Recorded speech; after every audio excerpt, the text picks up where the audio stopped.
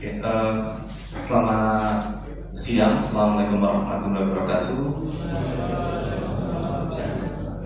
Oke, saya ucapkan dulu terima kasih kepada HMSI. Jadi ini kali ketiga saya untuk menjadi pemateri ya. Jadi menjadi pemateri. Jadi saya masih diberi kepercayaan oleh HMSI untuk menjadi pemateri untuk kegiatan oleh HMSI. Jadi saya ucapkan terima kasih terlebih dahulu. Oke, jadi teman-teman, kita kan agendanya adalah ini yaitu SI Source Academy ya. Jadi ada kegiatan yang bisa dikatakan reguler sampai 7 pertemuan, dan di pertemuan pertama ini saya mengawali terkait dengan konseptual. Oke, saya akan sampaikan terkait dengan konseptual karena ketika kita membangun suatu sistem informasi itu sebenarnya ya kita tidak langsung coding, itu tidak. Pasti kita harus ada tahapan-tahapan terkait dengan analisis, terus kita mendesain dan seterusnya sampai akhirnya kita membangun produk. Tapi biasanya kalau sudah terbiasa, ya kadang-kadang kalau programmer langsung terjun gitu ya, tidak mengkonsep terlebih dahulu. Tapi itu penting bagi teman-teman, bagi kita semua, karena kita harus bisa menganalisis, bisa mendesain sampai kita bisa membangun suatu produk itu sendiri. Nah, di materi pertama ini ya kan, saya membawakan terkait dengan Essential of Information System Modeling. Jadi pemodelan di sistem informasi, esensinya seperti apa sih gitu ya. Jadi kalau misalkan kita melihat ya, mungkin teman-teman ada yang tidak pernah belajar waktu kuliah, atau mungkin ada yang baru pertama kali ya kan. Kalau pertama kali mungkin masih bingung itu apa gitu ya. Jadi penting kita untuk memahami itu. Selain kita untuk kebutuhan tugas akhir biasanya ya, atau KP, tapi kan sebagai ilmu pengetahuan itu juga penting kita mempelajari pemodelan di dalam sistem informasi sendiri. Nah, kita pahami dulu lah apa itu pemodelan sistem ya kan. Jadi setiap, tidak hanya dikatakan di sistem informasi saja ya, tapi yang bisa kita sebut sebagai sistem itu sebenarnya kita butuh namanya pemodelan ya kan. Pemodelan itu ya sebenarnya suatu bentuk model atau gambaran yang nantinya bisa kita sebagai acuan, dan selain itu ada beberapa manfaatnya yang ya contohnya terkait dengan dokumentasi, atau mungkin kita bisa menemukan masalah sebelum kita meng-create suatu produk itu sendiri. Secara definisi ya kan, pemodelan itu merupakan proses representasi dari sistem nyata ke dalam bentuk abstrak atau model. Jadi kan kita melihat, oh sistem nyatanya seperti ini sih, ketika kita coba modelkan bentuknya seperti apa. Makanya biasanya kalau dalam pemodelan pasti kita ilustrasikan dalam bentuk atau representasinya adalah diagram atau gambar ya, karena ya memang itu kita bisa melihat, oh visualisasinya seperti ini, kita punya bayangan, kita punya imajinasi, oh nanti arahnya seperti ini. Yang tujuannya untuk itu ya. Jadi pemodelan secara definisi itu. Nah, jadi model ini digunakan untuk memahami, menganalisis, merancang, dan bisa juga sebagai untuk mengevaluasi sistem yang mungkin bisa dikatakan kompleks. Kita mungkin bisa sederhanakan menjadi sistem yang lebih sederhana ketika kita membuat suatu pemodelan per bagian. Karena mungkin model secara keseluruhan, misalnya kita membayangkan kita membangun sistem rumah sakit. Rumah sakit itu kan sangat besar, yang terlibatkan banyak. Kan kita nggak bisa langsung, kita langsung membangun itu saja. Tapi pasti kita akan analisis dulu. Kira-kira permasalahan-permasalahan apa sih kegiatan yang dilakukan di rumah sakit.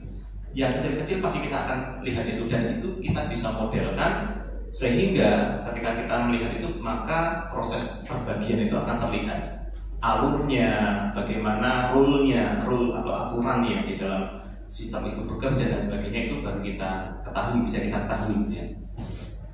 Jadi harapannya ya teman-teman memahami komponen-komponen, jadi tidak hanya memahami aplikasi tapi juga komponen apa saja sih yang tentunya nanti bisa digunakan ketika kita berinteraksi dengan sistem, suatu aturan atau rule dan seterusnya. Nah, di dalam konsep pemodelan sistem ya kan, yang perlu kita tahu adalah yaitu apa itu sistem ya kan. Sistem itu kalau secara definisi yaitu suatu kesatuan ya, suatu kesatuan ini yang saling berinteraksi, ada tujuan tertentu. tidak harus sistem itu adalah software gitu ya. Semua itu sistem. Ya seperti ini cara teman-teman membangun suatu kegiatan setiap ada 7 hari pertemuan, karena itu kan suatu sistem yang nantinya teman-teman sepakati. Tujuannya apa sih ya, nanti ada hasil kan dari misalkan belajar dari awal ini sampai nanti di pertemuan ke-7 kan gitu. Nah, terus model itu apa? Model itu merupakan suatu representasi sederhana. Jadi yang memvisualisasikan bisa kita katakan sebagai modelnya, gitu ya. Nah, untuk pemodelan itu merupakan suatu prosesnya. Jadi pemodelan itu yang merupakan suatu proses untuk membuat model sistem. Nah, untuk abstraksi maksudnya adalah penyederhanaan sistem dengan fokus pada komponen yang nanti dipakai, ya kan? Atau aspek apa sih yang relevan terkait dengan itu. Nah, tujuannya apa? Ya, yang pertama adalah memahami kebutuhan sistem.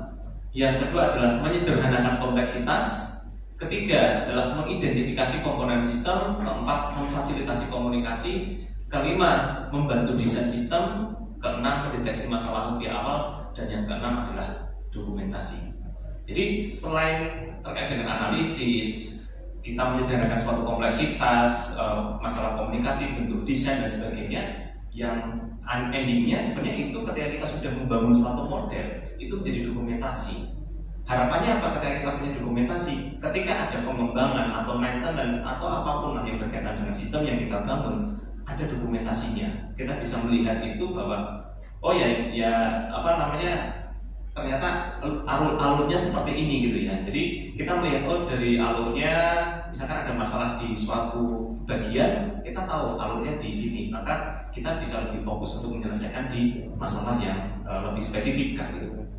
Nah, jadi memang ada beberapa macam ya. Ini kita bicara masih ke pemodelannya dulu, belum masuk ke salah satu case-nya atau tools-nya atau alatnya. Nah, untuk pemodelan sistem ini tools-nya ada banyak. Mungkin ada yang free, ada yang berbayar juga. Ya nanti kita coba menggunakan yang free ya. Kita menggunakan yang free, yang mungkin juga banyak digunakan oleh teman-teman gitu ya. Nah, sebenarnya untuk pemodelan sistem itu salah satu yang mungkin sudah lama ya, itu adalah Microsoft Visio.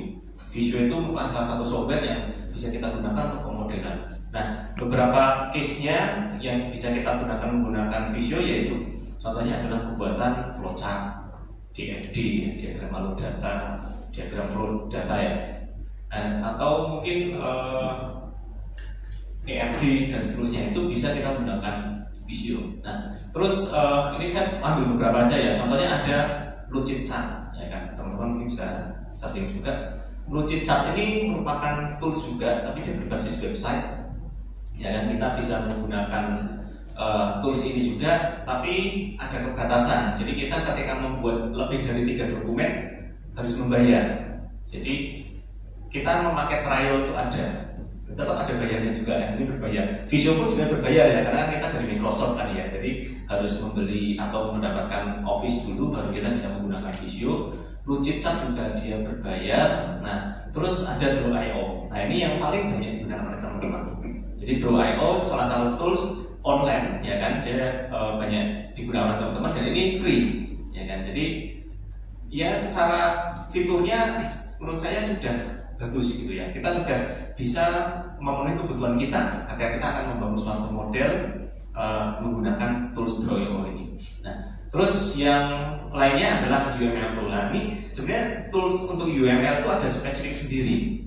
Karena kalau saya menggunakan Draw.io ya sebenarnya ya bisa, cuman mungkin ada beberapa komponen yang tidak bisa tercover. Jadi mungkin kita perlu mengcustom atau mungkin kita perlu menambahkan cara sedikit lah untuk menggunakan komponen yang kita butuhkan gitu ya.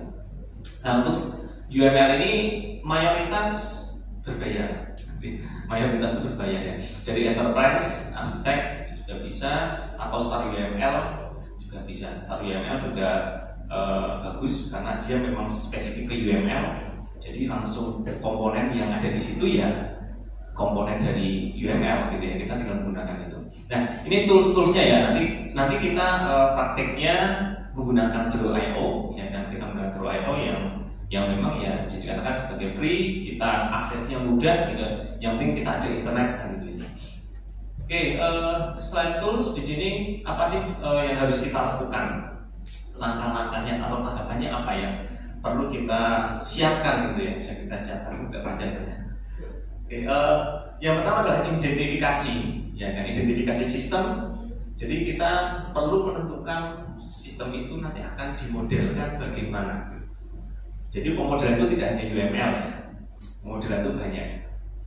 DFD itu juga termasuk pemodelan. Terus kalau di lingkungan prodi industri ada pemodelan juga. Jadi tidak kita katakan pemodelan itu ya sama-sama enggak ya, tapi ada berbagian.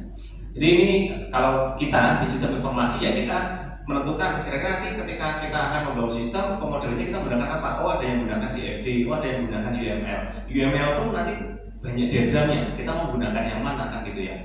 Karena nggak mungkin semua. Dan ini saya sampaikan juga, ini nanti kita mungkin agak cepat karena nggak semua diagram akan kita bahas karena terlalu banyak. Dan mungkin kalau kita bahas sebenarnya ya satu diagram yang kita bahas itu mungkin perlu satu pertemuan kuliah gitu ya sebenarnya. Di ini ya kita coba manfaatkan, kita fasilitasi untuk ini ya supaya dapat lah materinya, walaupun nanti mungkin sedikit-sedikit yang simpel-simpel paling nggak teman-teman tahu maksudnya. Terus yang selanjutnya adalah ini ya, tujuan pemodelan kita harus paham kira-kira untuk apa sih. Contohnya misalnya untuk simulasi atau analisis atau evaluasi. Jadi pemodelan itu ya tidak hanya untuk analisis tapi bisa untuk evaluasi, simulasi itu juga penting juga ya. Jadi kalau dulu pernah saya di industri pernah tahu ya kan, ada teman itu ada namanya NetRobo, itu software. Jadi simulasi untuk antrian. Jadi benar-benar kayak robot, kelihatan softwarenya itu bergerak ketika antriannya sekian, nanti dia bergeraknya berapa menit dan seterusnya, itu ada.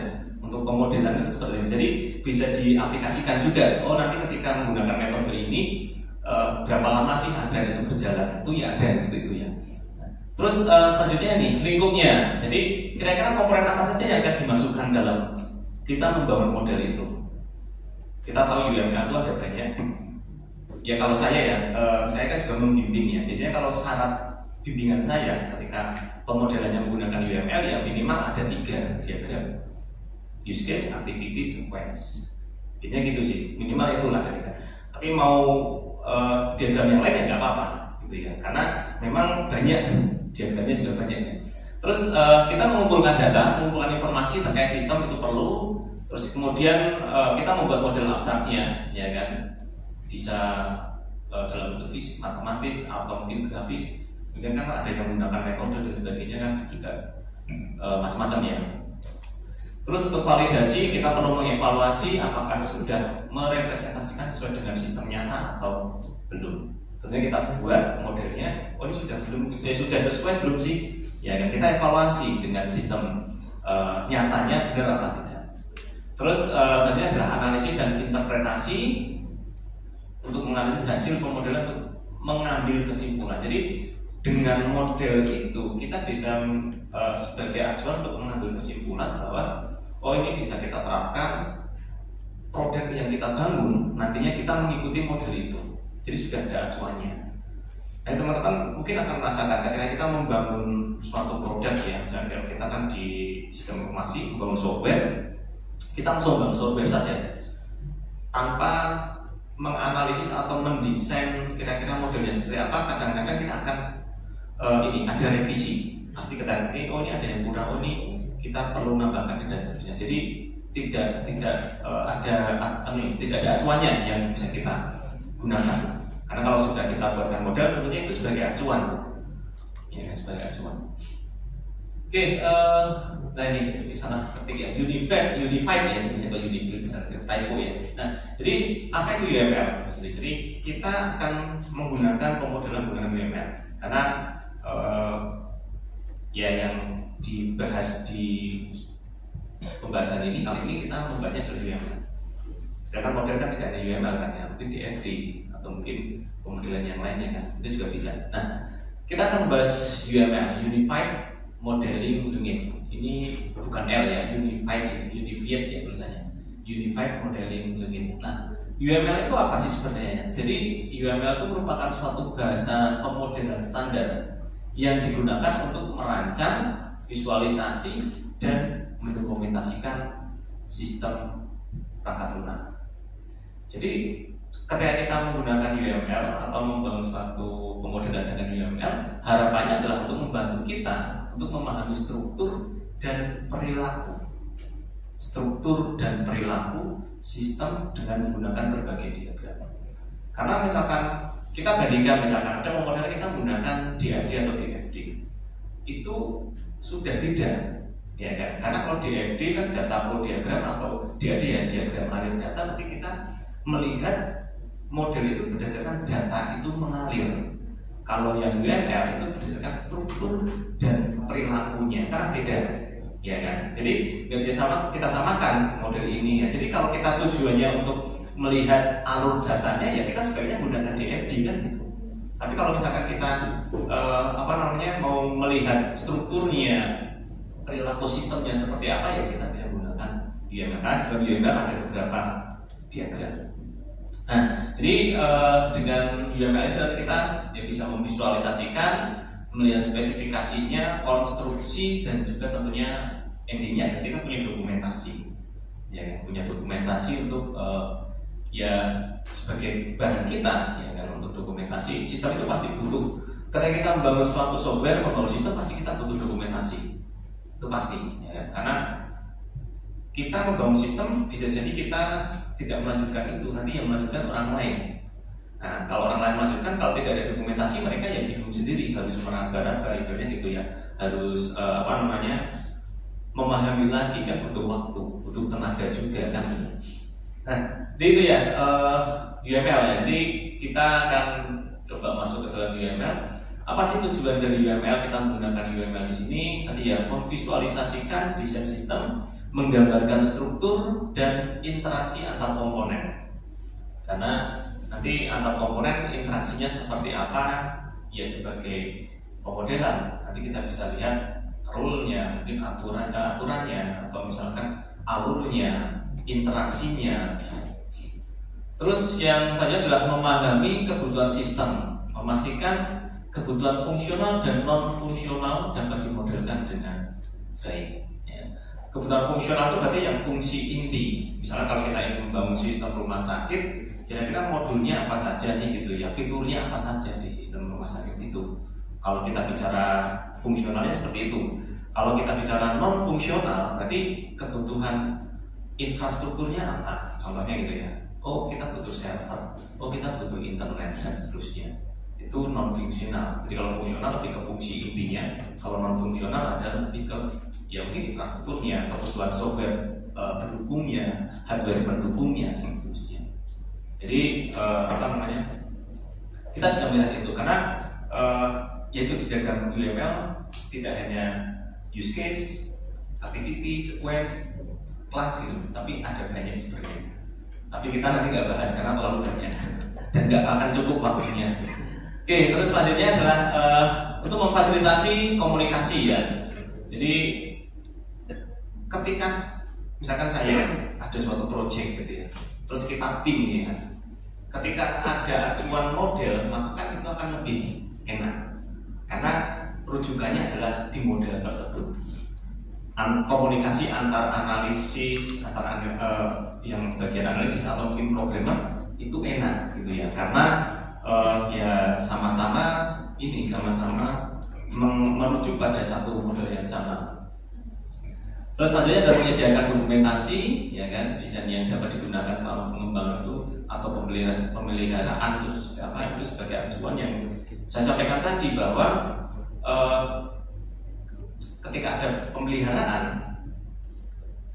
orang-orang pengembangnya dulu sudah tidak ada misalkan ya, adanya adalah orang-orang baru yang memelihara sistem tersebut, maka mereka butuh dokumentasi ya. Jadi kalau misalkan tidak ada dokumentasi, maka orang yang baru memegang software tersebut akan kesulitan tentunya. Kesulitannya ya mereka harus istilahnya itu merunut lagi lah, melihat alurnya, memahami alur satu persatu lagi, itu kan juga butuh waktu dan tenaga. Tapi ketika ada dokumentasi, itu akan membantu mereka, ya kan, membantu mereka. Karena ya seperti itu ya, saya buat software, jadi softwarenya dipakai oleh klien. Tiba-tiba saya keluar dari perusahaan tersebut, kan ada orang baru di situ. Ya kan, kalau dia yang tidak membuat itu kan juga bingung juga, ya kan. Walaupun dia sama-sama orang IT programmer juga, tapi tetap akan belajar lagi, akan melihat kira-kira alurnya seperti apa kan gitu ya. Nanti seperti apa namanya? Kalau ada trouble, ada error, maka dia harus runutnya seperti apa, itu mereka harus ngerti juga. Nah, dan UML di sini dia mendukung pengembangan berbasis objek. Jadi paradigma PBO itu memang UML itu mendukung itu. Ya. Salah satu contohnya adalah di diagram kelas atau kelas diagram. Ya. Kalau teman-teman tahu PBO ya, mungkin ada yang belum pernah mendapat mata kuliah PBO. Sudah semua ya? Ya, sudah semua. Jadi kalau sudah semua berarti sudah ngerti. PBO itu kan kita tahu ada struktur kelas, ya kan? Struktur kelas itu apa sih? Ya ada atribut, ada metode. Atribut itu apa? Atribut itu berkaitan dengan data. Metode itu apa ya? Berkaitan dengan aksinya. Aksi nanti perilakunya seperti apa kan gitu ya. Nah di dalam diagram kelas sebenarnya ya di dalam kelas diagram ketika kita akan membangun sistem berparadigma PBO itu bisa menjadi acuan. Kenapa? Kita bisa desain kelasnya nanti ada berapa kelas.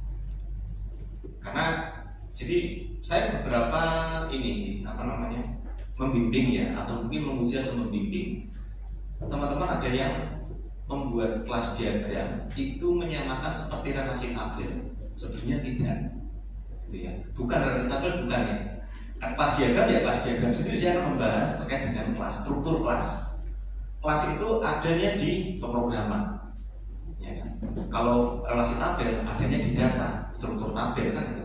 Tapi ada yang persepsinya ke situ, dia melihatnya di dalam kelas itu. Tapi yang memang memang mirip gitu ya, antara kelas diagram dengan relasi tabel, kebutuhan datanya itu memang mirip gitu. Tapi sebenarnya ada perbedaan. Nah, makanya kita harus ngerti yang membedakan apa di sini. Oke, selanjutnya ini ya. Nah ini ada 14 ya, 13 ya. 1, 2, 3, 4, 5, 6, 13 kan. Nah ini yang saya dapatkan ada 13 diagram sebenarnya di dalam UML itu. Tapi kita nggak mungkin mengatakan semua. Saya pun ya paling saya ngerti ya, saya sedikit paham lah. Sebenarnya endingnya adalah ada di kalau kita ada di deployment ya, ada di deployment itu di instalasi lah apa sebenarnya distribusi lah sebenarnya gitu ya. Nah jadi sebenarnya ada banyak ya, ada banyak. Jadi ya kita di sini dibagi dua ya. Jadi ada diagram struktur itu berarti yang struktur statis jadi katakan seperti itu. Terus ada yang diagram perilaku, berarti itu lebih ke perilaku dinamis. Diagram yang memperlihatkan berkaitan dengan perilaku dinamis suatu sistem. Tapi kalau yang diagram struktur itu yang memperlihatkan struktur statis. Nah, yang diagram struktur apa di sini? Nah, ini ada kelas diagram. Ya. Kelas diagram bisa dikatakan sebagai statis ya mungkin karena itu lebih ke berkaitan dengan kita struktur program yang nantinya kita bangun, strukturnya seperti apa itu ya kita acuannya itu di kalau misalnya kita menggunakan paradigma berorientasi objek ya untuk acuan PBO-nya ada kelas diagram misalnya. Nah, kelas diagram merupakan memodelkan kelas ya, atribut, operasi dan hubungan antar kelas. Jadi di dalam suatu kelas ada atribut sama operasi ya, atau atribut sama perilakunya, aksinya. Nah terus di dalam kelas diagram itu nanti dia akan dihubungkan antar kelas yang lain. Nanti ada kaitan nggak sih antara kelas satu dengan kelas yang lain gitu ya. Ya sebenarnya kalau kita bahas detail lumayan lama.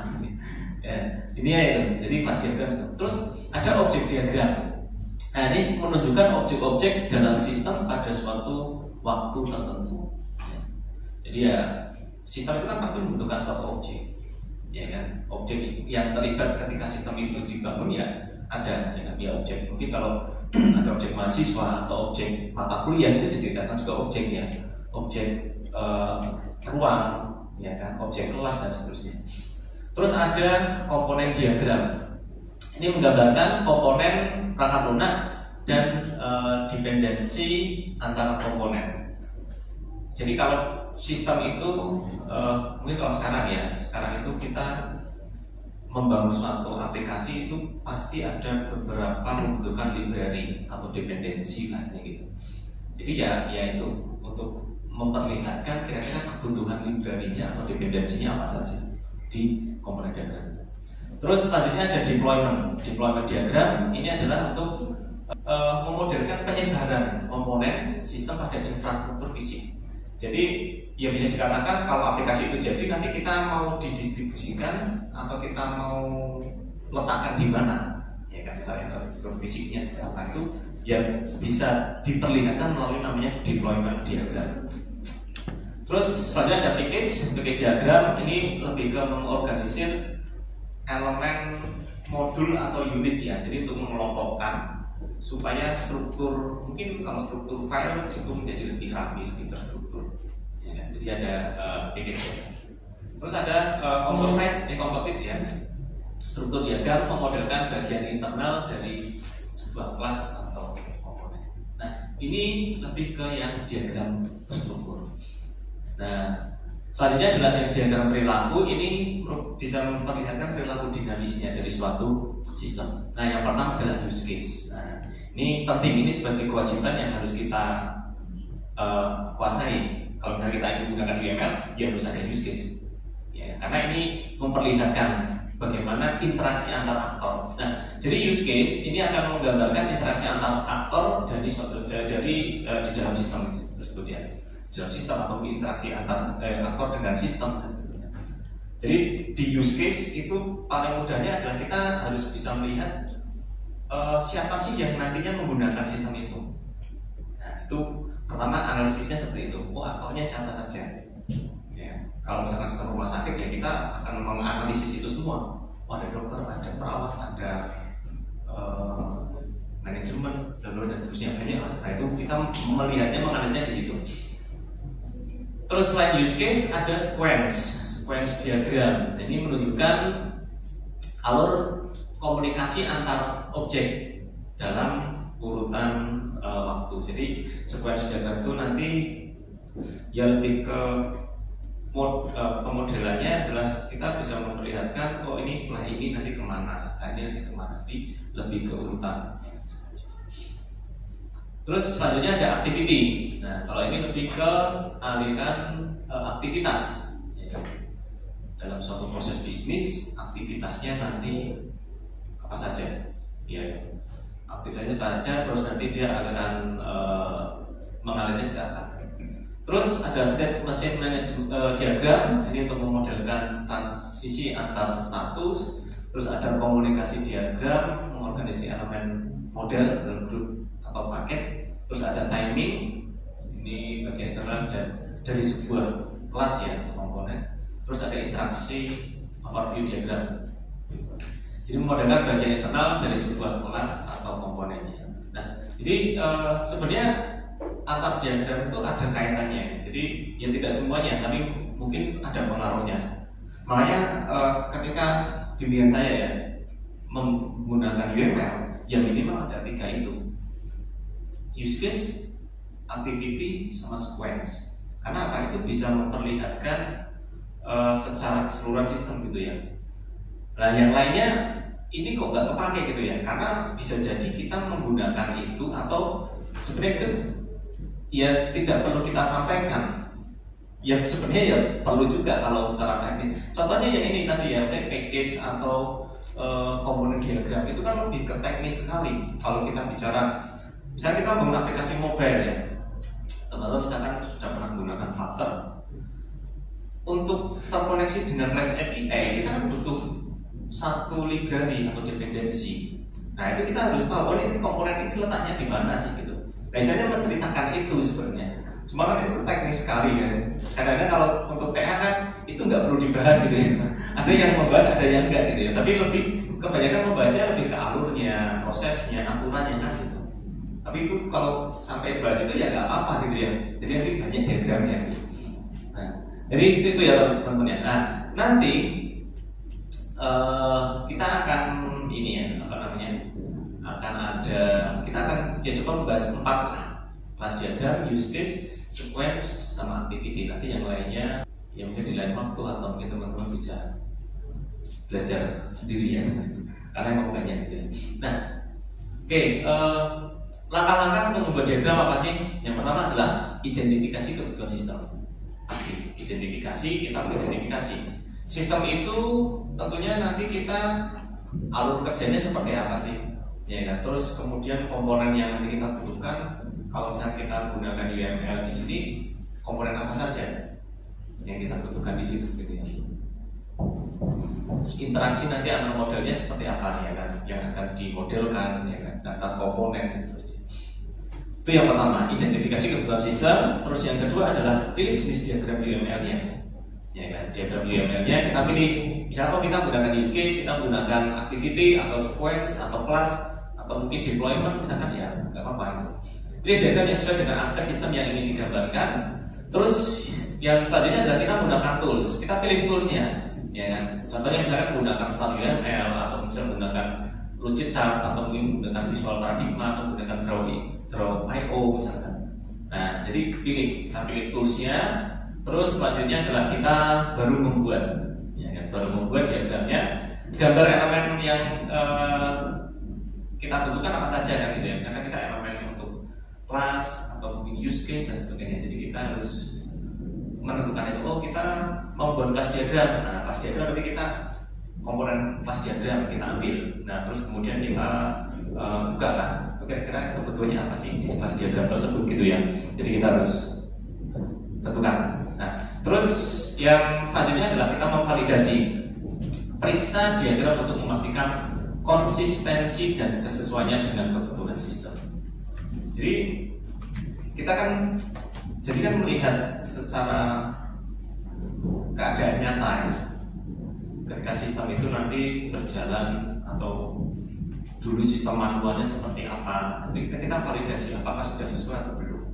Selain itu kita lihat konsistensi terkait dengan antar diagram, ya kan? Antar diagram itu perlu kita lihat konsistensinya, ya kan? Karena kalau yang diagram A misalkan dia kok caranya, contohnya use case, caranya seperti ini, tapi di diagram activity kok agak melenceng dengan apa yang diceritakan di use case, ya kan tidak konsisten.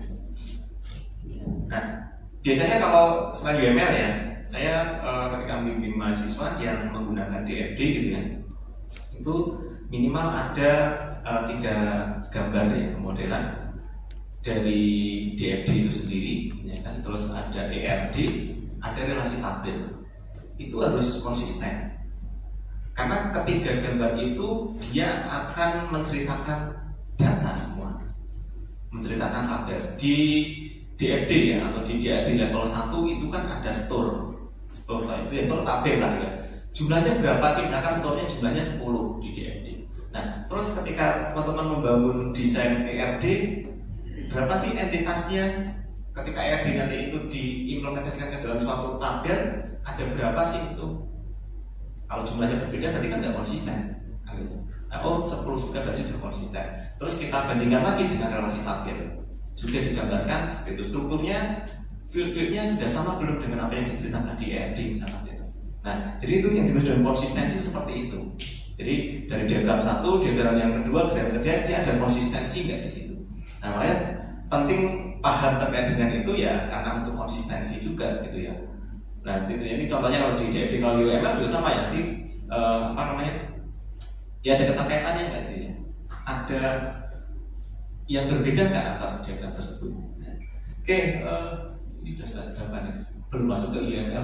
Nah, sekarang ini masuk ke salah satu diagram, yaitu use case ya. Oke, use case itu merupakan diagram yang digunakan di dalam UML ya, di UML, pengembangan UML. Ini tahun 92 ya. Itu si Jacob pengembangan UML ini dari use case sebagai model utama yang dibutuhkan atau requirement model pada UML. Jadi ketika kita menggunakan UML harus ada use case-nya, karena itu sebagai model utamanya gitu. Kalau kita menggunakan UML ternyata nggak ada use case ya agak aneh juga. Tidak bisa melihat aktornya siapa di situ. Contohnya misalnya teman-teman buat UML tapi adanya activity sama misalkan activity sama sequence ya, atau kelas misalnya, ya mungkin ada beberapa peran sudah kita tuliskan di dalam activity atau sequence gitu ya. Cuman ya tidak akan terlihat secara mudah, maksudnya secara simpel, karena di dalam use case itu akan memperlihatkan secara umum terlebih dahulu, secara generalnya untuk nanti sistemnya seperti ini gitu ya.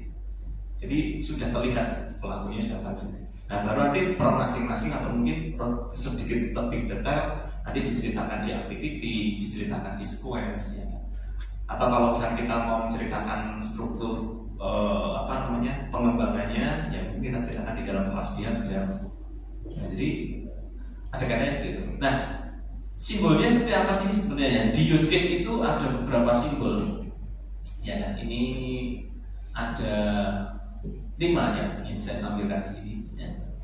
Yang pertama adalah simbol ini ya, aktor ya. Jadi ini menggambarkan tokoh atau seseorang yang berinteraksi dengan sistem dan dapat menerima dan memberi informasi pada sistem. Jadi ini aktor, simbolnya seperti ini. Jadi kita harus tahu, kalau kita ingin membuat use case berarti ada aktor. Aktor itu yang mana? Yang seperti ini. Nah ini simbol kita harus ngerti gitu ya. Kadang-kadang saya nggak hafal, misalnya nggak ingat ini maksudnya untuk apa. Kadang-kadang harus membuka kembali catatannya. Oh ini untuk ini. Karena ya banyak. Terus ada simbol yang elips. Nah elips ini menjelaskan yaitu adalah use case, menjaga fungsi dan kegunaan sistem yang dirancang. Terus ada asosiasi, ya kan? Asosiasi itu adalah garis. Nah ini untuk menghubungkan antara use case dengan aktor. Di aktor nanti dia berubah dengan use case apa sih gitu ya, dan seterusnya. Terus ada ini gambar include garis putus-putus, terus ada include.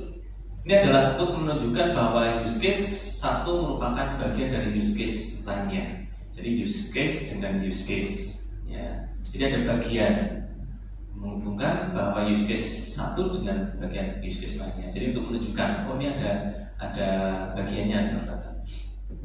Terus ada extend. Nah extend ini simbolnya kayak gini gitu ya. Jadi ini menunjukkan anak panah secara putus-putus dari use case ke base use case.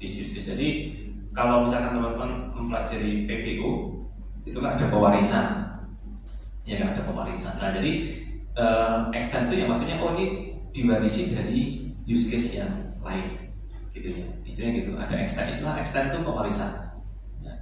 Nah ini use case. Nah terus jadi apa sih use case itu ya? Jadi use case itu dibuat berdasarkan keperluan aktor. Jadi kita melihatnya dari sisi aktor, gitu ya. Melihatnya dari sisi aktor, apa sih yang dikerjakan sistem nantinya atau bagaimana sistem itu mengerjakannya. Use case diberi nama menyatakan apa yang dicapai dan hasil interaksi dengan aktor itu seperti apa. Terus use case dinotasikan dengan gambar, ya kan, horizontal. Jadi use case biasanya menggunakan verb. Use case terjadi beberapa kata tidak boleh ada dua use case yang memiliki nama sama karena itu ya suatu bisa dikatakan suatu kegiatan atau suatu proses gitu. Jadi nggak boleh sama gitu ya. Karena kalau sama ya berarti kita masuk ke situ. Sebuah use case bisa mempunyai dokumentasi, terus kemudian kita use case pertama itu pada pojok kiri atas, jadi urutannya kayak kiri ke kanan atau ke atas ke bawah gitu ya. Urutannya seperti itu. Use case diagram tidak terpengaruh urutan waktu, jadi tidak diperlihatkan terkait dengan urutan waktu, alur-alurnya. Nanti setelah ini apa itu enggak. Gambarnya ya lebih ke aktor, ke sistem. Gitu ya. Nah ini contohnya use case diagram. Nah contohnya nih, ini ya. Kenapa kok di sini yang dicoret gitu ya? Ya ini contohnya. Urutannya kayak aneh aja, masa tutup rekening dulu, kan gitu. Jadi kan harus buka rekening dulu. Karena tadi ya urutkan dari kiri ke bawah atau dari atas ke bawah atau dari kiri ke kanan gitu ya. Jadi kita melihatnya dari yang pertama nih, buka rekening, simpan uang, ambil uang, tutup rekening. Aktornya nasabah itu kan melakukannya itu. Oh nasabah itu kita melihat dari seseorang ketika dia berhubungan dengan bank atau dengan tabungannya dia apa yang dilakukan. Yang pertama buka rekening. Terus setelah buka rekening apa sih? Masa kita langsung pinjam? Karena kan belum nyimpan, masa kita pinjam? Atau buka rekening pinjam ya sekarang boleh aja ya. bisa cari kredit itu kan buka rekening terus pinjam. Nah, buka rekening, simpan uang, ambil uang, terus kemudian tutup rekening. Nah, kalau misalkan berkaitan dengan berkas, ya mungkin ada di sini, simpan di atas. Jadi ada dokumennya. Jadi istilahnya alurnya seperti ini ya. Buka rekening, simpan. Nah, terus letakkan aktor utama Anda pada pojok kiri atas dari diagram, ya kan? Aktor jangan digambarkan di tengah-tengah. Jadi aktor itu jangan di tengah-tengah. Jadi ya di sebelah sini atau sini gitu. Jadi untuk membedakan, ya bisa dikatakan kalau misalkan ada suatu sistem yang menggunakan siapa saja sih gitu. Mungkin ada pihak luar, ada pihak internal sama pihak. Kalau misalkan kita membangun toko, aplikasi toko itu kan ada pembeli, ada penjual kan gitu. Ya ibaratnya ya kayak dipisah gitu aja aktornya, tidak dibuat berderet gitu ya. Ya sebenarnya untuk memperlihatkan supaya lebih jelas.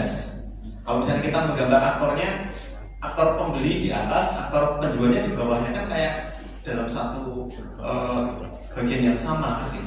Makanya juga kita pisah. Ya intinya sistem itu nanti di tengah atau use case itu juga. Jadi misalnya nih ya, nasabah buka rekening, nabung, ambil uang, terus tutup rekening. Siapa yang ini ada teller? Rekening jadi ada kaitannya. Yang melayani siapa sih teller? Ketika buka rekening yang melayani siapa teller? Ketika menabung yang melayani siapa teller? Ketika mengambil uang yang melayani siapa teller? Tutup rekening yang melayani siapa teller? Dia seperti itu. Nah, jadi gambaran use case itu ya, saya punya gambar ya teman-teman ya. Nah, use case itu ada kan, tadi kan kita lihat ada aktor ya. Nah, sini ada aktor. Aktor itu kan ada garis-garis gitu ya. Pak ada yang tadi input dan sebagainya itu apa sih? Nah ini bisa dikatakan sebagai asosiasi ya. Jadi hubungan ya, asosiasi itu lebih ke relasi atau hubungan atau ya berkaitan gitu. Ada jenis relasi, 4 jenis relasi yang bisa timbul pada use case ya kan. Yang pertama adalah asosiasi antara aktor dan use case. Terus yang kedua adalah antara use case, asosiasi antara use case. Terus ada generalization atau inheritance atau pewarisan ya ini istilahnya antara use case, terus generation inheritance antara aktor. Ini sebenarnya agak detail. Nah, association bukan menggambarkan aliran data atau informasi. Jadi bukan menggambarkan aliran data atau informasi di sini ya. Association digunakan untuk menggambarkan bagaimana aktor terlibat dalam use case. Jadi misalkan di situ ada nggak sih keterlibatan aktor tersebut? Di dalam suatu use case itu keterlibatan aktor tersebut ada apa? Ya, kalau misalkan ada ya kita buatkan asosiasi, tapi kalau tidak ya sudah. Contohnya tadi nasabah dengan buka rekening kan ada keterlibatan. Ya, jadi itu menjelaskannya seperti itu. Ya, asosiasi. Terus asosiasi antar aktor dan use case yang pertama, ya kan? Ini contohnya. Konsumen beli barang, konsumen dengan bayar, dan use case beli barang dengan use case bayar. Terus siapa yang melayani? Ada kasir beli barang. Jadi yang melayani pembelian barang itu siapa sih? Kasir. Yang melayani pembayaran siapa sih? Kasir. Jadi ini ada barang. Jadi asosiasi antar aktor dan use case itu mengindikasikan siapa dan apa ya, yang meminta interaksi. Ya, jadi bukan mengindikasikan aliran datanya. Jadi lebih ke siapa sih yang melayani, mungkin gitu ya, siapa modalnya gitu. Nah, terus asosiasi antar aktor dan use case juga tidak menggunakan panah terbuka, ya kan? Ini kan tidak ada panahnya. Nah ini bisa kalau kita menggunakan panah terbuka, ternyata cuma garis tok gitu ya. Nah ini kan detail ya sebenarnya. Kita harus, oh ini kalau garis tok itu sebenarnya menceritakan apa? Kalau garis tok ya sebenarnya ada mengindikasikan siapa dan apa yang meminta interaksi. Tapi kalau ada panahnya itu sebenarnya adalah mengindikasikan bila aktor berinteraksi secara pasif dengan sistem Anda. Nah, seperti gitu. Jadi kalau misalkan secara pasti jadi mungkin tidak terlibat secara langsung misalnya itu. Ya, tapi ya ada keterlibatan konsumen. Misalkan kita mendata konsumen ya, tapi konsumen itu tidak terlibat secara langsung di dalam sistem tersebut. Tapi itu kita butuhkan datanya konsumen. Nah, itu asosiasi. Terus yang tadi asosiasi yang include tadi ya, tempatnya dalam use case lain atau request yang diharuskan gambarkan asosiasi itu secara horizontal, ya kan? Jadi ini misalkan pemanggilan sebuah fungsi program, tanda panah terbuka harus terarah ke sub use case, tidak boleh aktor dibuka pada use case. Ya. Jadi ini misalkan ini nggak bisa seperti ini ya. Nah, ini catatan berarti bisa dibuka rekening, input ini ke sini itu sepertinya nggak boleh gitu ya. Tapi yang boleh adalah seperti ini. Ya. Ini nasabah buka rekening, terus ada catat data pribadi. Nah ini ada input, ada apa namanya? Ya ada arah ke sini. Ya. Terus kalau ini buka rekening, input nanti tidak ada anak panahnya. Gitu ya. Nah itu detail memang ya. Ini misalkan buka rekening, input ke sini, ya sebenarnya boleh aja, tapi tidak boleh ada ke sini langsung karena ini sudah dilakukan di sini gitu ya. Aktor itu kan sudah buka rekening, ya yang mencatat nanti dari buka rekening itu dia akan dicatat data pribadinya, kan gitu. Jadi pencatatan ini tidak melalui ini langsung, tapi melalui buka rekening terlebih dahulu. Gitu ya. Jadi itu istilah include itu seperti itu. Jadi ada kaitannya lah. Ketika membuka rekening ya nanti dia bisa mencatatkan data pribadi.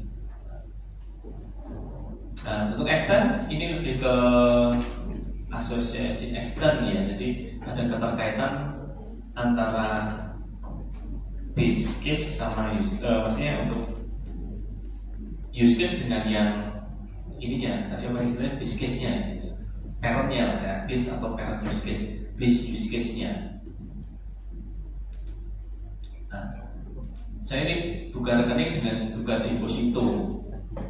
Itu sebenarnya sudah tidak jadi turunan ya kan. Yang dimaksud negara di sini ya anak-anaknya gini. Jadi bukan deposito itu merupakan turunan atau bisa dikatakan parentnya adalah bukan rekening, karena kita tidak bisa melalui contohnya bukan deposito atau mungkin kita apa namanya, kalau yang di Mandiri itu misal kita ini ya investasi SBN misalkan dan seterusnya tanpa buka rekening terlebih dahulu lah istilahnya seperti itu. Jadi ada ini ya, ambil berapa menit lagi? 12. Jadi 12 menit ya. Ya saya sedikit cepat ya. Nah nasabah buka rekening terus extend gitu ya. Nah terus generalisasi inheritance ini ya contohnya adalah, jadi intinya ada bayar, ada pembayaran khusus. Jadi contohnya ya ini ada orang tua, ada anak. Sifatnya anak itu pasti akan mengikuti orang tua. Ya sama, ketika ada bayar, ada pembayaran khusus. Nah pembayaran khusus kan termasuk bayar juga kan gitu. Jadi sifatnya pembayaran khusus ya termasuk bayar. Nah, ini lebih ke yang ekstern ya, tadi ekstern. Jadi anak-anaknya ke atas malahan. Nah ini yang antar aktor. Nah antar aktor ini kan nasabah dengan nasabah khusus, nasabah prioritas kan gitu ya biasanya. Nasabah dengan harga sama-sama nasabah, tapi yang satu nasabah prioritas, yang satunya nasabah biasa. Ini anak-anaknya seperti ini. Ya. Terus asosiasinya maksudnya generalisasinya. Ini nasabah ini dia nggak bisa sendiri dari atas ke bawah nggak boleh, atau dari bawah ke atas, bawah ke atas sebenarnya karena ini masih dalam inheritance. Jadi kiri ke kanan, bawah ke atas kalau inheritance. Nasabah khusus ini ada dari bawah, ada bawahnya, ada ke atasnya. Nah, terus ini contoh use case seperti ini sebenarnya. Nanti ya cuma kita mempraktekkan gambar ini sudah nggak apa-apa ya, kita untuk tahu simbol-simbolnya karena tidak terbatas waktu. Nah ini contohnya ya, ada aktor staf operator, staf pimpinan. Ini kan, nah otomatis bisa lihat ibaratnya kita pisah di sini. Ini ada member, ada staf operator, staf pimpinan. Ini kan internal, ini eksternal kan gitu. Jadi harus dipisah seperti itu. Jangan di member kok di sebelah kiri juga, nggak bisa. Ya aneh juga nanti tambahnya kayak di bagian yang sama kan gitu. Karena intinya member itu istilahnya di luar perusahaan ya. Itu member itu ada keluar dari proses ini, keluar dari sistemnya, atau misalnya orang lain dari pemilik ini, antara staf operator sama pimpinan itu di bagian ini. Nah, ini ada administrasi data master. terus ada proses transaksi, terus ada cetak laporan 2, laporan 3, laporan dan seterusnya. Nah, terus di sini ada extend ini. Nah, jadi ada entry data master 1. Nah, ini subnya nih, jadi ya subnya dari administrasi data master. Terus ini misalkan entry data master 2 itu merupakan subnya.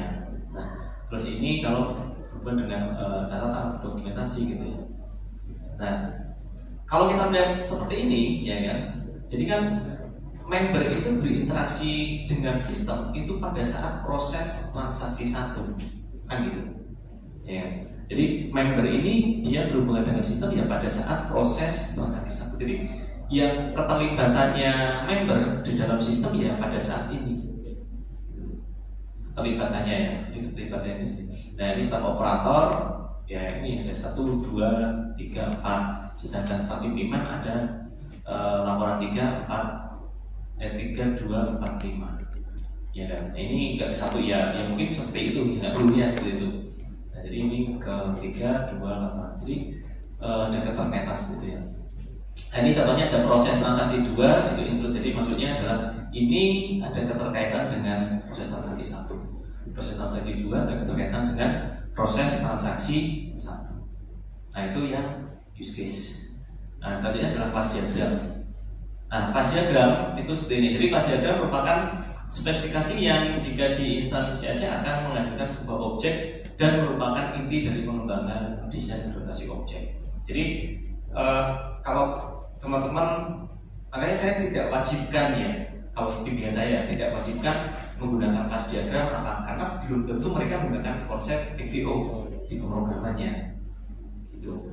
Ada yang mungkin ya bukan konsep PPO kan gitu ya, mungkin menggunakan cara natif atau mungkin menggunakan framework yang termasuk PPO tapi mungkin tidak mengkaitkan secara langsung antara struktur codingannya dengan diagramnya. Karena sebenarnya kalau kita menceritakan di class diagram ya, jadi gini, ketika saya sudah melihat class diagram, bayangan saya ya bahwa struktur codingnya nanti bentuknya seperti ini, karena dari class diagram sudah terlihat. Gitu. Ada kelas, mungkin ada file kelas apa dan seterusnya. Jadi ada makanya lebih ini ya, lebih instansiasi akan menghasilkan sebuah objek dan merupakan inti dari pengembangan di desain implementasi objek. Nah, ada kelas simbolnya seperti ini ya, ada atribut, ada metode, terus ada asosiasi ini, ada agregasi, ada komposisi, ada generasi, ada directed association. Nah, ini hubungannya dengan itu nanti ini ya materinya bisa ya teman-teman ya, karena banyak mungkin nggak sampai ya kalau kita ada waktunya. Nah, class diagram menggambarkan struktur deskripsi kelas, package dan objek dan hubungan satu sama lain seperti kontainer, pewarisan dan seterusnya.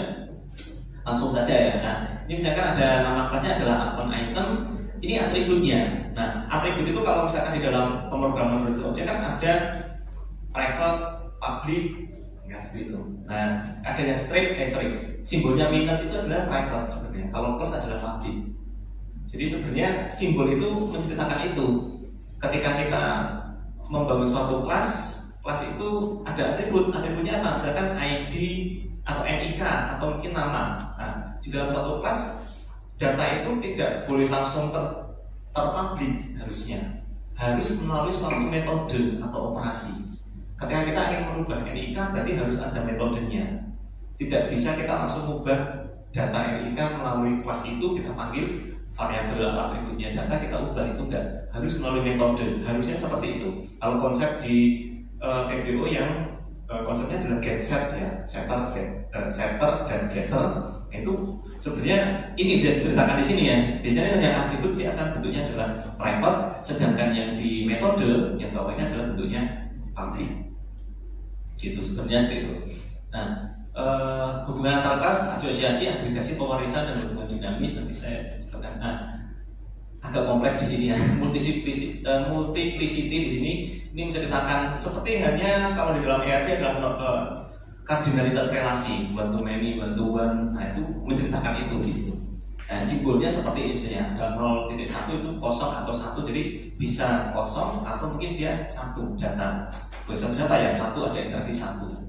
Terus 0 bintang itu lebih dari sama dengan kosong, atau 0n itu sama dengan n, di mana n lebih dari 1. Ya, contohnya misalkan 0,3 ya kan. Terus hanya 1 lebih dari sama dengan 1 dan seterusnya. Ya. Nah, contohnya menggambarkan dua kelas asosiasi di sini ditandai dengan garis lurus. Seringkali ditambahkan tabel dan multiplicity untuk memperjelas hubungan. Misalkan ini, jadi misalkan employee atau pegawai di departemen. Misalkan departemen IT, pegawainya banyak, kan gitu. Satu departemen banyak pegawai, kan nggak mungkin satu pegawai banyak departemen. Saya bekerja di bidang IT, saya bekerja di departemen IT dan finance, kan nggak mungkin dalam satu pekerjaan. Ya mungkin ada perusahaan yang seperti itu, tapi kan kayaknya nggak mungkin ya. Secara normalnya nggak mungkin. Jadi kan ya IT ada pegawainya 5. Nah pegawai 5 itu ya sudah jobdesknya di bidang IT, nggak mungkin IT itu nanti nyambi di accounting, nyambi di itu kan enggak. Itu istilahnya seperti itulah, simbol-simbolnya ya seperti bantuan ini dan seterusnya. Nah ini agregasi crop number person kayak seperti saja ya namanya ini. Nah ini generalisasi, ini lebih ke pewarisan ya kan. Generalisasi ini ada customer, ada corporate customer, ada personal customer, sama-sama memiliki sifat customer, tapi mungkin spesifikasi khusus untuk corporate sama personal. Gitu. Kalau di dalam bank kan ada ya nasabah biasa, ada yang nasabah corporate. Terus contoh kelas diagram seperti ini. Nah ini jadi ini ada atribut, jadi yang atas itu atribut, yang ini adalah metode. Metode itu lebih ke aksinya. Contohnya ini ada ID, nama, password, ID, name, password. Aksinya apa? Login, logout, itu kan aksinya. Terus add new teacher, berarti ada aksi untuk menambahkan guru, ada aksi untuk memodifikasi nama guru dan seterusnya. Nah, jadi pas diagram seperti ini ya, ini ada atribut, ada metode. Nah, terus kita masuk ke activity. Jadi kan tadi pas diagram, nah selanjutnya adalah activity. Nah, activity merupakan cara lain untuk menggambarkan alur aktivitas dalam sistem yang dirancang. Nah, ada inisial, ada final atau start sama end di dalam activity biasanya. Terus ada activity disimbolkan dengan huruf kotak panjang ya. Terus ada division untuk kondisi, jadi dikatakan seperti itu. Terus ada verb atau join digunakan untuk menunjukkan kegiatan yang dilakukan secara paralel atau untuk menggabungkan dua kegiatan. Terus ada flow final, ada swim lane. Swim lane itu lebih ke batasnya biasanya untuk mengelompokkan aktivitas berdasarkan aktor. Ya, nanti agak perlu sedikit ya. Dan activity tadi contohnya ya. Jadi aktivitas itu dari 3 ya, aktivitas dan aksi atau dan juga ada transisi, ada objek. Initial state, select state, terus ada foundation arsitek. Contohnya ya, ini merupakan initial state-nya, terus action state-nya. Ini action state-nya adalah ini yang bentuk ellipse ya. Terus ada transisi itu adalah yang sini ya, di bagian ini kondisi. Terus ada objek-objeknya ketika dia berkaitan dengan yang lain lah gitu ya. Ini objeknya kalau dikatakan sebagai objek, dia tandanya seperti ini, titik-titik gitu ya. Garisnya putus-putus ya. Terus ini aktivitas, aksi ya kan. Ini titik ya. Ini untuk stage awal, stage stop. Ini actionnya, ini aktivitinya. Nah ini adalah transisinya. Nah ini ada verb dan join. Jadi kalau ada join, ini harus ada kita tambahkan ini. Kalau ada join ya, menyatakan transisi konkuren menggunakan garis horizontal. Verb menyatakan pembagian dari sebuah aliran kontrol kedua atau lebih aliran kontrol. Nah, terus ada swim lanes ya. Swim lanes namanya adalah untuk memisahkan antara aktivitas berdasarkan aktor, gitu ya. Aktornya ini aktivitasnya apa saja. Terus ini objek ya. Flow-nya. Nah ini contohnya seperti ini. Jadi ini swim lane-nya, ya kan, position, ini kontrol alurnya, ini aktivitasnya, terus ini education-nya, ya kan, nanti arahnya dan seterusnya. Jadi pasti akan menceritakan dari awal sampai akhir. Jadi dari diagram aktivitas kita melihat customer set itu dia apa saja sih gitu ya. Terus ke mana saja ini kalau lihat. Nah, jadi itu ya. Nah, terus yang selain activity yang terakhir adalah sequence ya. Tadi kan ada use case, terus class, activity, sekarang yang sequence data. Nah, untuk sequence itu menggambarkan interaksi antara objek di dalam dan di sekitar sistem, termasuk pengguna, display, kemudian merupakan ada pesan yang perlu digambarkan di situ. Biasanya digunakan untuk menggambarkan skenario atau rangkaian langkah-langkah. Jadi sequence diagram itu nanti akan ada dimensi waktu atau waktu itu berarti vertikal, terus untuk dimensi objek-objek yang terkait itu adalah horizontal. Jadi horizontalnya adalah objeknya, kalau waktu pergerakan itu nanti dia ke vertikal. Simbolnya seperti ini, jadi lebih banyak ya kan. Entity dari live lane, terus entity live lane, ya, kan ada aktor juga, ada message, terus ada application bar, note, ya kan, terus ada ini gambar, garisnya, terus ini ada message. Nah, ini message itu berarti arah mana seperti ini message, ya. Dan seterusnya ada partisipan dan objeknya, ini nama kelasnya. Actionnya seperti ini ya, jadi kalau di line data. Nah, di sini ada 3 ini ya, perpindahan dari satu line ke line yang lain. Jadi line itu ya tadi ya, dia message pergerakannya gitu kan. Ada 3 macam, sinkronus, asinkronus, dan reply atau return. Nah, di sinkronus ini pesan yang dikirim oleh satu objek ke objek lain dan objek pertama menunggu hasil aksi selesai. Jadi sequence berarti kan kayak ada urutannya. Nah, makanya kalau gambarnya adalah garis apa ya, garis tidak putus-putus dan anak panahnya seperti ini, itu bisa dikatakan antara objek satu ke objek yang lain itu dia menunggu sampai hasil aksi selesai, ya kan? Jadi sampai selesai hasil selesai baru nanti dia bisa melanjutkan lagi. Jadi menceritakannya seperti itu, gambarnya bisa dilihat bahwa ini nanti selesai. Nah, kalau asinkronus ini pesan yang dikirim oleh satu objek ke objek lain dan objek pertama tidak menunggu hasil aksi selesai. Jadi mungkin akan ada melakukan kegiatan yang lain lagi objek itu, tapi walaupun ini belum selesai proses tersebut. Terus kalau return atau reply di sini adalah dia menunjukkan nilai kembali, ada respon apa sih yang diterima atau yang didapat ketika aksi objek itu sudah selesai misalkan ya. Itu dia pasti bentuknya garis-garis kembali ya, ke back gitu ya. Nah, ini kemudian seperti ini, misalkan analisis, financial analysis, get available report. Jadi alurnya ini. Jadi ini ada proses get available report. Ketika ini selesai, baru dia masuk ke get security clearance. Nah, terus kalau misalkan ini, kalau ada ya, jadi dia dapat respon available report ya. Kalau get security clearance, ada berarti user clearance. Jadi ada respon yang dikembalikan ke sini ketika ini sudah selesai. Ya, jadi alur seperti kan ada financial analysis, report system, terus ada security system. Jadi alurnya ini dulu, selesai baru ke sini kembali. Nah, atau mungkin ini bisa langsung ke sini. Ya, jadi bisa langsung, tapi ini juga ada alurnya ke security clearance. Ya, ini contohnya ya. Analoginya seperti ini, orang menendang kucing. Nah, person kick cat, ya kan? Dia menendang kucing. Terus kucing melaporkan ke polisi, gitu ya. Polisi ini melaporkan ke polisi kan gitu. Nah, jadi alurnya kan gini, kan nggak mungkin kucing melaporkan ke polisi dulu, padahal belum ditendang selesai gitu kan. Makanya kan di sini alurnya garis garis lurus, tidak putus-putus, karena sudah ditendang dulu baru dia melaporkan kucing itu. Nggak mungkin dia belum ditendang tapi sudah melaporkan. Jadi ditendang dulu baru melaporkan, nanti ini melaporkan ke orang ya, terus nanti orang itu melaporkan ke policeman.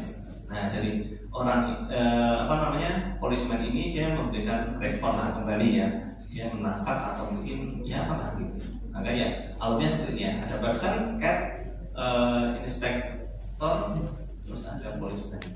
Jadi nah, nanti ya analoginya seperti itulah. Itu sequence, jadi ada urut-urutannya dan ada. Ini contohnya ya, chart, katalog, authentication, order. Ini customer itu ada di bagian proses pemesanan buku nih ya. Nah, jadi menambahkan ke dalam shopping chart. Setelah selesai maka dia akan verifikasi apakah ada nggak sih katalog itu. Oh ada, maka dia memberikan return. Oh ada gitu ya.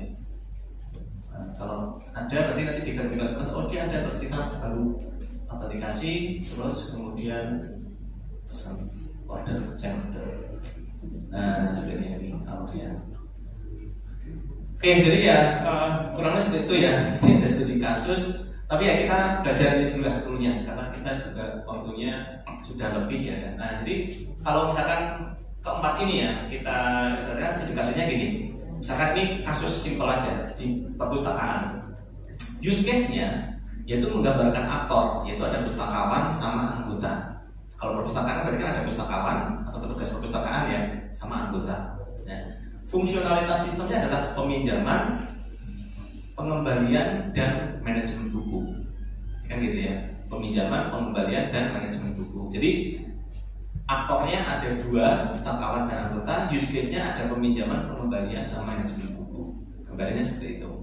Jadi kita menggambarnya itu. Terus yang kelas diagram memodelkan kelas seperti buku, anggota, dan transaksi beserta atribut dan metodenya. Nah, nanti di kelas ini kita akan menceritakan struktur program kita butuhkan kelas apa saja sih. Contohnya kelas buku, berarti kita nanti membangun suatu kelas buku, terus membangun kelas anggota, terus membangun kelas transaksi mau dibuat transaksi yang lain kan, bisa ada transaksi peminjaman sama transaksi pengembalian kan seperti itu. Nah, jadi kita akan menuliskan juga beserta atribut dan metodenya. Terus yang selanjutnya adalah activity diagram, itu menggambarkan alur aktivitas peminjaman buku. Peminjaman buku itu alurnya sudah ada dari user datang ke apa namanya, atau user mencari buku. Setelah mencari buku dia memilih buku. Setelah memilih buku baru dia melakukan peminjaman. Nah, peminjaman nanti dia dilayani oleh pustakawan, terus dia mendapatkan bukunya.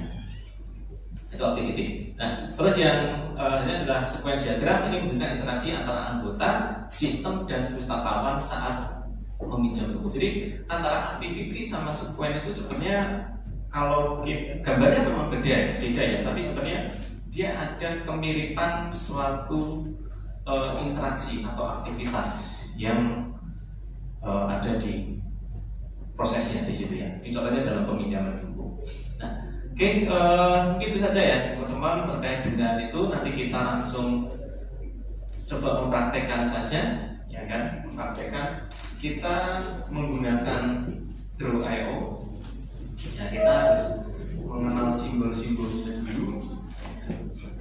Ini simbolnya kita misalkan atau sudah bisa belum? Dibuka ini ya, Draw.io ya. Draw.io.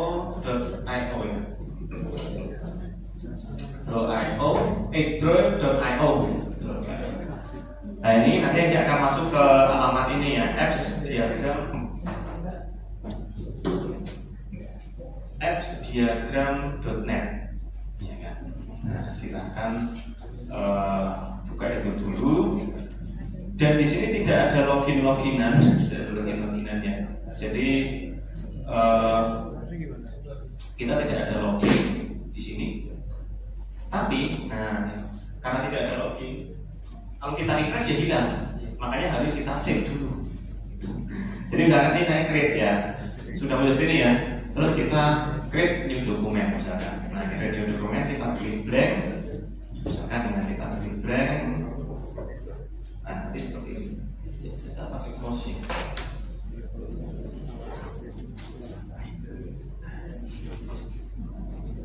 Nah, di sini ya, ini ada yang desktopnya. Nah, jadi ini teman-teman langsung save saja.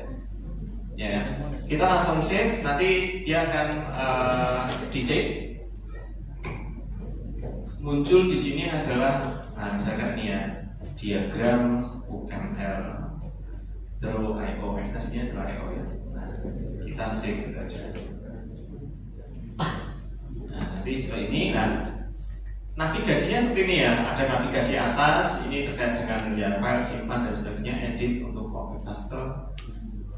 edit data dan seterusnya, vertikal, terus ada view, ya kan, ini layarnya ataupun tampilannya, rule, misalkan kita menampilkan rule atau ini ketampilan aja sih di sini ya, jadi biar range, ya kan, insert, ini vertical flow, horizontal flow, jadi bisa kita, ya kita nggak mungkin cukup lah mengekspornya semuanya ya, tapi paling tidak teman-teman nanti bisa mengekspor. Ya, nah ini ada beberapa insert double click, nah ini misalkan rectangle, eclipse, line, text, link, shape, ya kan, freehand dan seterusnya, jadi ada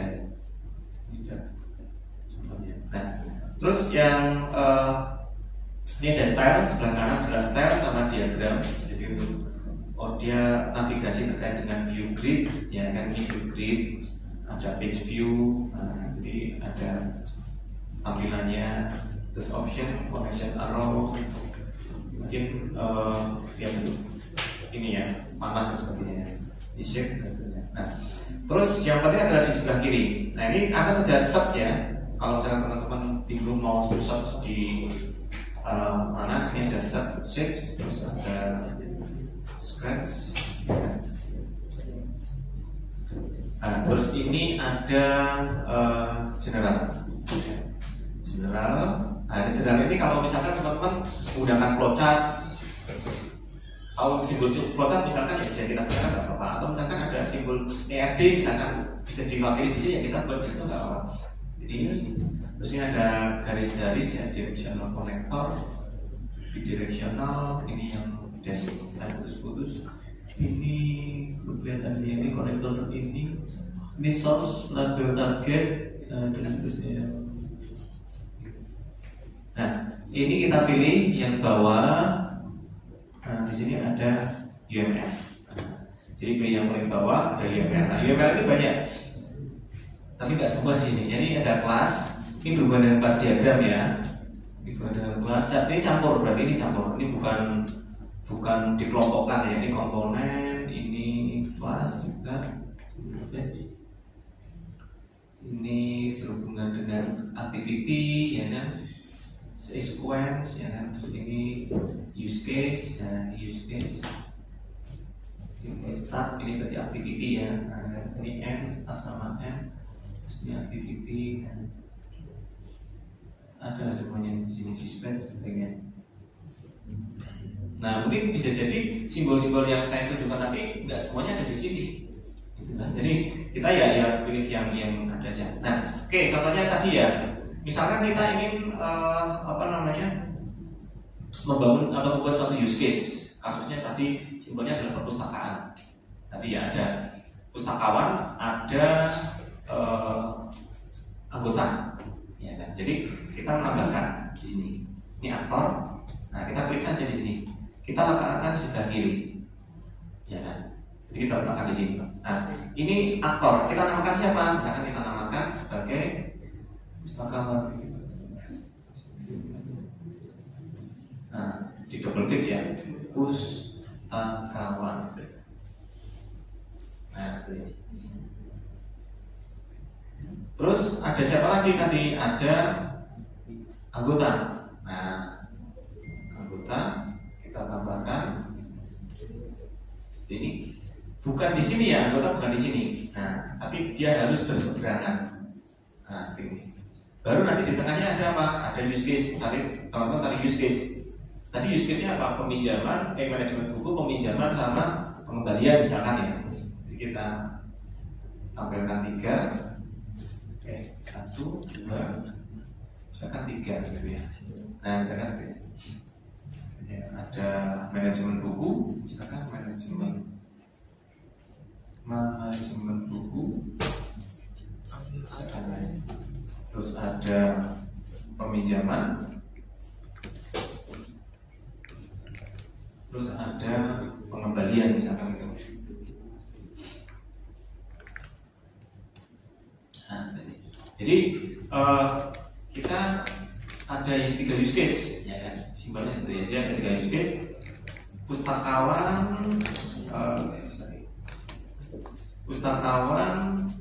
anggota, ini ada manajemen buku, peminjaman sama pengembalian.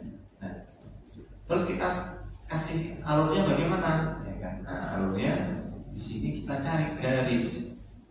Nah, ini asosiasi 1, ya kan? Asosiasi inner class, ini asosiasi, ya asosiasi ya, ini juga bisa. Ini message ya, harus. Atau kita menggunakan, ya intinya yang sesuai dengan ini, sesuai dengan kebutuhan, ya kan? Extend ini use relation, ini garis ya implementasi. Nah, kita garis connection aja nih. Kita klik, misalkan ini kita klik ya. Nah ini di atas ini kita pilih yang ini ya, kita pilih yang ini, yang apa ini namanya, strike ya. Jadi kita pilih yang strike yang atas ini. Kelihatan nggak sih? Kelihatan ya. Nah ini di sini kita tarik aja. Nah kita tarik, ya. Misalkan kita tidak perlu panahnya. Nah kita klik di panahnya, ini di sebelah kanan ini kita pilih di bagian ini ya benar nih. Nah ini gitu aja. Nah, jadi yang ini sebelah kanan ini kita, misalnya kita nggak pakai ini ya, apa namanya, anak panah. Yang tadi kan kalau ada anak panahnya adalah dia ya berkaitan, tetapi sebenarnya tidak secara langsung kan gitu, tidak secara langsung. Nah ini manajemen buku, ya kan, pustakawan pasti memanajemen buku, ada kaitannya, ya kan. Yang mendata buku, yang mendata buku siapa sih yang akan berinteraksi dengan stok buku dan sebagainya, kan ya pustakawan. Ya. Terus sekarang kita lihat di anggota ada kaitannya nggak dengan manajemen buku? Apakah dia bisa mendata buku kan enggak? Apakah dia maksudnya berinteraksi langsung dengan stok buku kan enggak? Dia nggak perlu ngerti itu gitu ya. Yang perlu ngerti ya dia harus bagaimana meminjam kan gitu aja. Nah jadi anggota ini nggak ada di situ. Di anggota nanti dia ke sini. Nah, kita gunakan.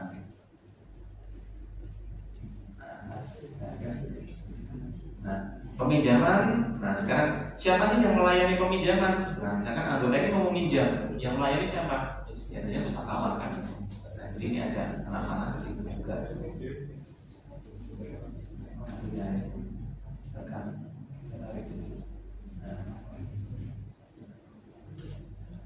Setelah meminjam, selesai meminjam, anggota ngapain? Mengembalikan buku kan gitu. Setelah meminjam, selesai, waktunya mengembalikan buku. Jadi dia mengembalikan buku. Nah, si pustakawan mengembalikan buku.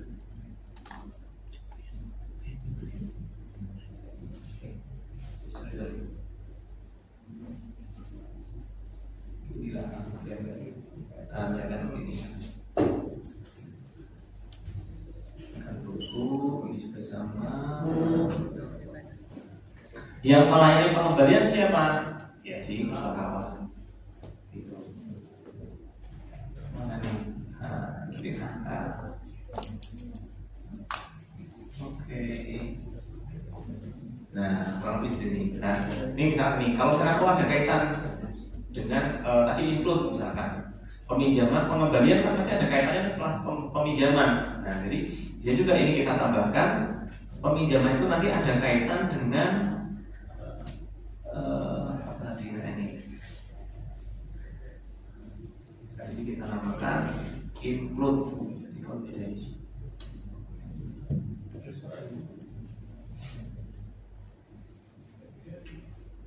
Ini ke sini.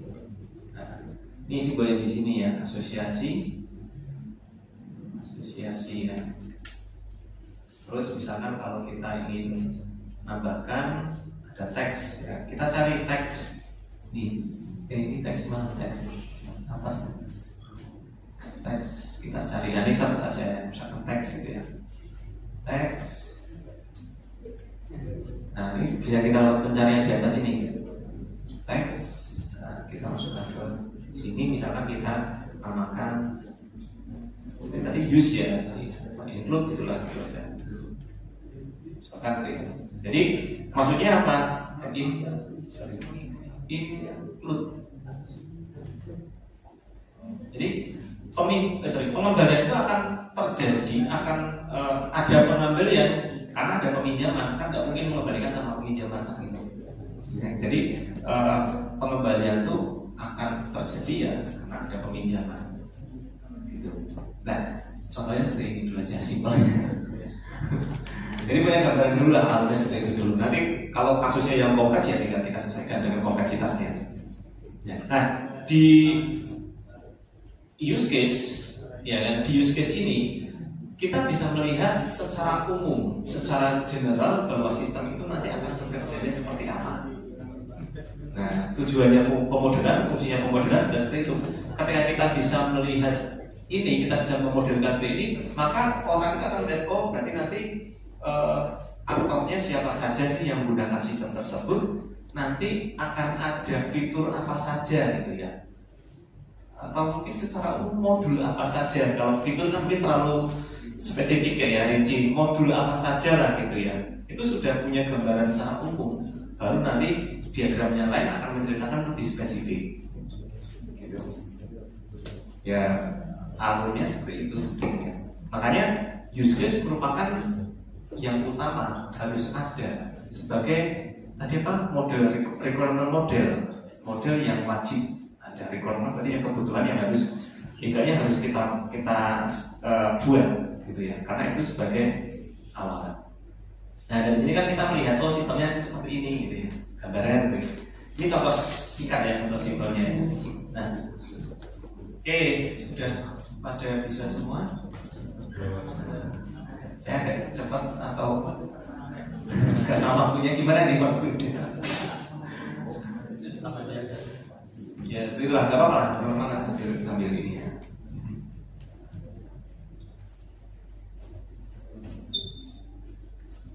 Sambil saja. Ya, sedikit ya, 1 menit, nanti kita lanjut ke kelas ya.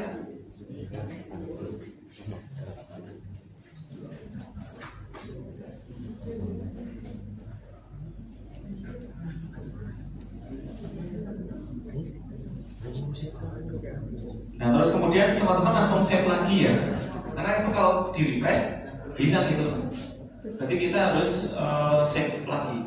Jadi seperti ya kita sudah buat seperti ini, terus kita belum save, sudah refresh ya hilang.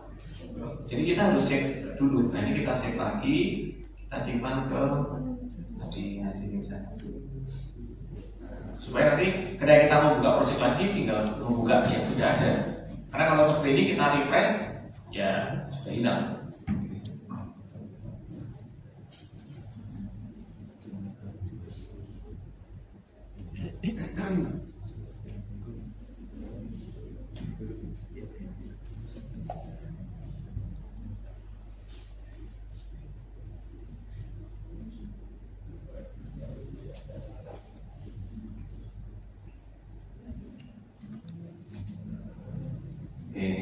Sudah ya kayaknya ya teman-teman ya.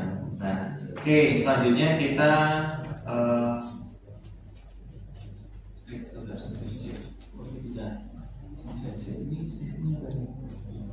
sama aja sih ya.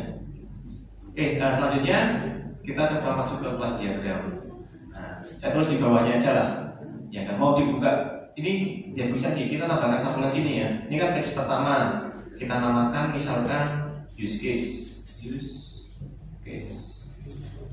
Nah, terus kita plus di sini page kedua misalkan kita namakan kelas diagram. Jadi kita akan membuat kelas diagram.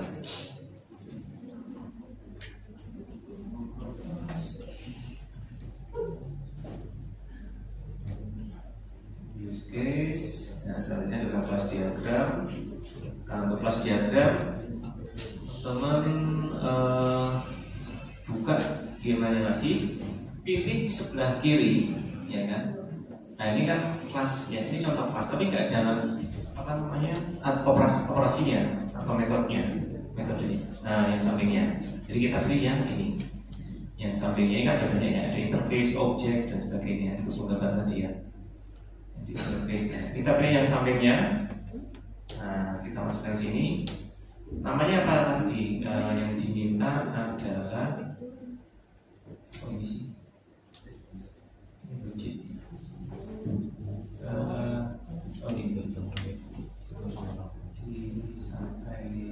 Nah, misalkan ini dia memintanya adalah memodelkan kelas seperti buku, anggota, dan transaksi.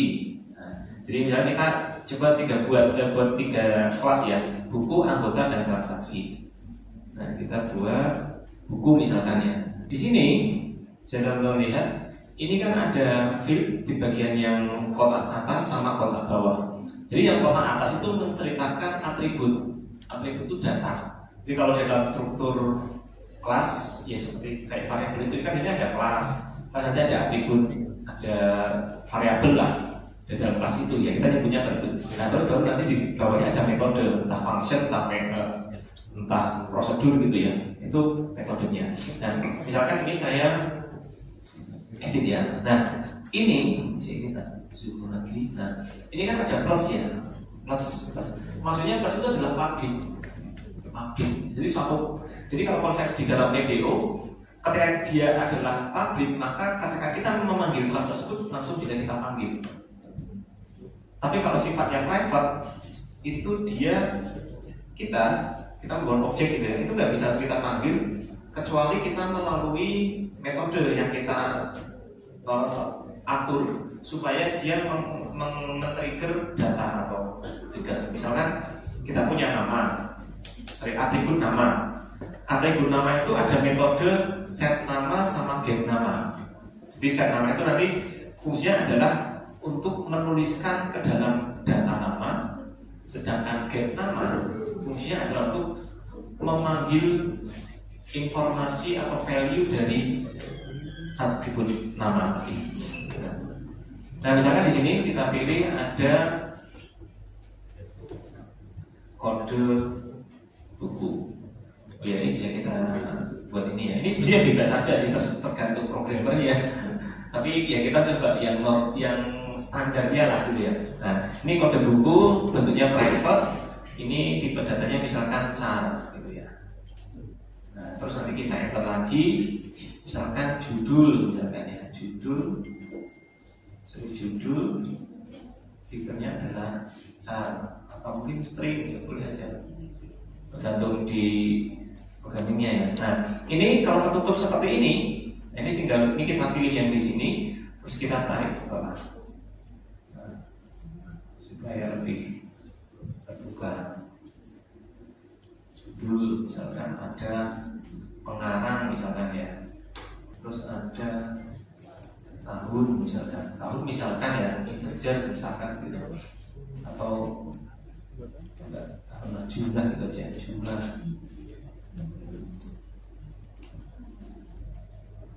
Ini kita bisa tarik ke bawah lagi. Nah, seperti ini.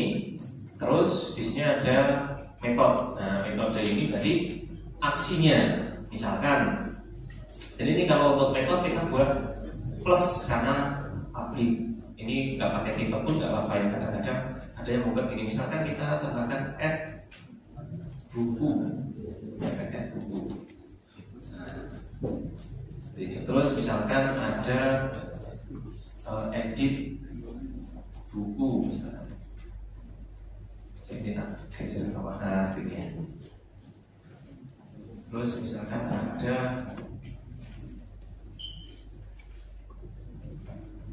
delete buku misalkan. Misalkan oke. Ya tadi secukupnya ya bukunya kita. Ya, contohnya ini ya. Nah, ini contohnya buku. Nah, terus yang lainnya, yang ini ditulis sesuai kebutuhannya. Saya nggak menulis satu-satu agak lama ya. Nah, ini buku. Nah, ini saya coba openkan yang sudah ini ya. Ini ada kelas buku, pustakawan, peminjaman, anggota, misalkan yang pengembalian. Nah, ini ada relasi. Nah, relasinya adalah sesuaikan. Jadi nanti relasi itu teman-teman di sini, di bagian ini, bawah ini. Nah ini. relation ya. Ini use, ya ini kita cari yang sesuai dengan kebutuhannya. Ya, ini inner class, ini juga bisa nih inner class. Nah ini ya, composition satu. Tadi kan ada penjelasan composition itu apa dan sebagainya. Jadi memang kita harus ngerti simbol-simbol itu apa ya, karena tadi banyak simbol ya kita nggak mungkin menghafal langsung gitu ya. Jadi, nah ini contohnya, ini kita contohnya ini ya, ini coba bantu Meni aja lah gitu ya. Ini bantu Meni dan ini contohnya ini. Jadi buku dengan peminjaman, nah ini dia satu buku di banyak peminjaman atau anggota bisa meminjam banyak buku. Nah coba sambil dibuat seperti ini ya. Jadi kita cari yang simpel saja, peminjaman buku. Ini kalau untuk yang activity ya seperti ini ya. Jadi teman-teman ada di sini, ini start itu untuk inisial, untuk memulai. Terus ini activity-nya. Nah, misalkan activity-nya ini ada peminjaman buku. Terus nanti, nah ini sebenarnya harus ada swing plan ya tadi namanya. Nah, cuma di sini kita nggak ada ya nama istilahnya untuk penggunaan itu. Kalau nggak ada ya kita bisa membuat sendiri lah, masih kotak gitu, misalnya kita kotak untuk ya supaya lebih ini ya, nggak bisa. Bisa aja ini bisa kita gunakan ya. Nah ini, tapi ini harus, nah misalkan ini kita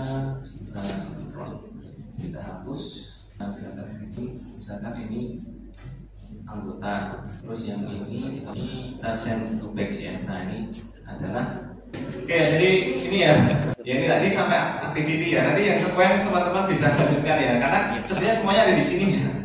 Semuanya ada di sini ya. Yang penting tadi materi tadi kan nanti di share ya. Jadi itu sebagai acuan juga, atau cari di internet juga sebenarnya banyak juga ya. SD Source Academy.